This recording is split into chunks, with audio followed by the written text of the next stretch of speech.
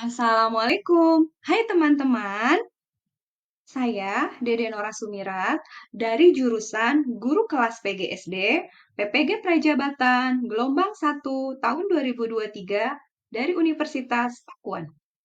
Akan menceritakan refleksi pembelajaran topik 5 aksi nyata, mata kuliah literasi lintas mata pelajaran. Selamat menyaksikan teman-teman. Ada 3 pertanyaan ya teman-teman.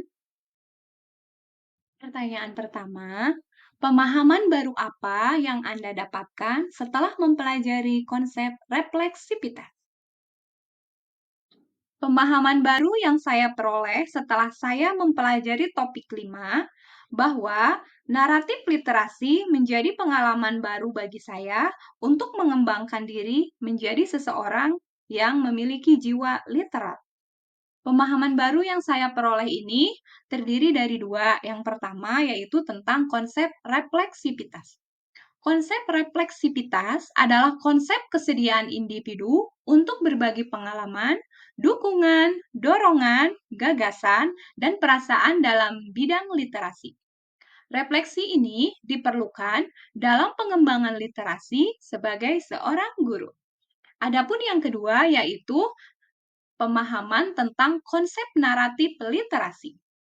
Naratif literasi adalah tulisan reflektif di mana seseorang menceritakan kisahnya terkait dengan proses dan perjalanan dirinya dalam pengembangan dalam berbentuk berbagai literasi, termasuk membaca, menulis, memirsa, menginterpretasi, dan lain sebagainya. Selanjutnya, peran naratif literasi dalam refleksi diri.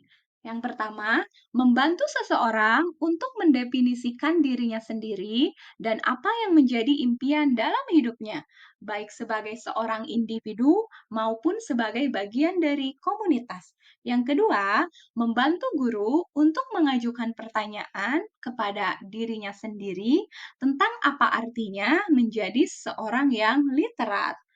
Selanjutnya, mampu menilai kembali pengalaman, cara pandang, keyakinan, dan perspektif mereka tentang literasi. Selanjutnya, mampu mengisahkan diri sendiri untuk memotivasi dan mengembangkan praktik-praktik literasi yang dapat mendukung pembelajaran dan pengembangan diri. Selanjutnya, peran naratif literasi bagi guru. Yang pertama, naratif literasi dapat membantu guru memahami bagaimana pengalaman pribadi mereka mempengaruhi cara mereka mengajar dan berinteraksi dengan peserta didik. Yang kedua, naratif literasi juga membantu guru dalam membangun hubungan yang lebih baik dengan peserta didik. Yang ketiga, naratif literasi dapat membantu guru dalam mengembangkan pemahaman yang lebih mendalam tentang nilai-nilai dan tujuan pendidikan. Yang keempat, melalui naratif literasi, guru dapat menggambarkan pengalaman mereka dalam mengajar, berinteraksi dengan peserta didik, dan mencari pemahaman yang lebih dalam tentang peran mereka sebagai pendidik. Pertanyaan kedua, setelah membuat naratif literasi, apakah Anda benar-benar yakin bahwa literasi sangat berpengaruh dan bermanfaat dalam kehidupan Anda? Literasi sangat berpengaruh dan bermanfaat dalam kehidupan, yaitu yang pertama, dengan literasi dapat menambah wawasan dan informasi baru, serta mengembangkan kemampuan berpikir kritis dan analitis. Yang pertama, dengan literasi dapat menambah wawasan dan informasi baru, serta mengembangkan kemampuan berpikir kritis dan analitis. Yang pertama, dengan literasi dapat menambah wawasan dan selanjutnya, kemampuan literasi mampu mengembangkan kemampuan membaca, menulis, dan memahami informasi dengan baik, dan memungkinkan saya untuk berpartisipasi secara aktif dalam diskusi debat atau penyampaian ide secara tertulis. Selanjutnya, Dengan literasi dapat meningkatkan kemampuan interpersonal sehingga membantu berkomunikasi secara efektif, baik secara lisan maupun secara tertulis. Selanjutnya, dapat juga meningkatkan fokus dan konsentrasi. Selanjutnya, literasi sangat berpengaruh dan bermanfaat seperti menguasai literasi digital. Literasi di era digital dapat meningkatkan kemampuan untuk memahami dan menggunakan teknologi dengan bijaksana, termasuk keterampilan dalam mencari informasi online, dalam mencari bahan ajar, media, dan sebagainya. Pertanyaan ketiga, sebagai calon guru, hal apa yang paling ingin Anda lakukan untuk berkontribusi dalam membudayakan literasi dengan Anda? Hal-hal yang dilakukan untuk membudayakan literasi di lingkungan sekolah. Yang pertama, melalui mading sekolah. Mading sekolah dapat mendorong peserta didik untuk berpikir kreatif, mengasah kemampuan, dan meningkatkan keterampilan peserta didik. Yang kedua, melalui pojok baca.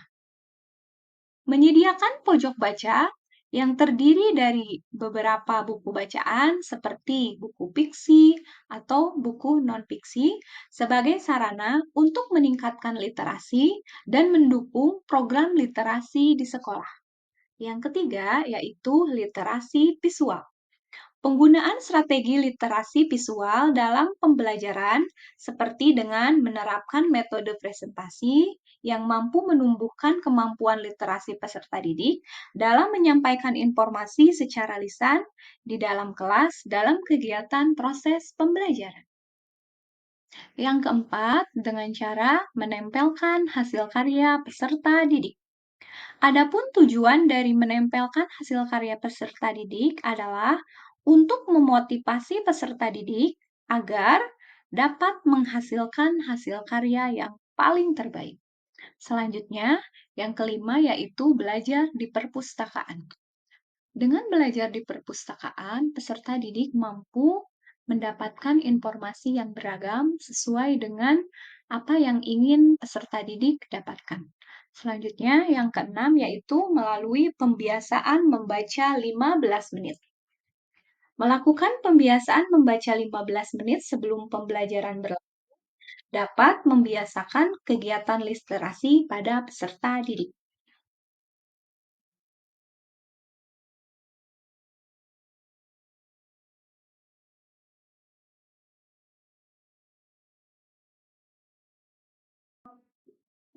Sekian refleksi pembelajaran topik 5 literasi lintas mata pelajaran yang saya buat.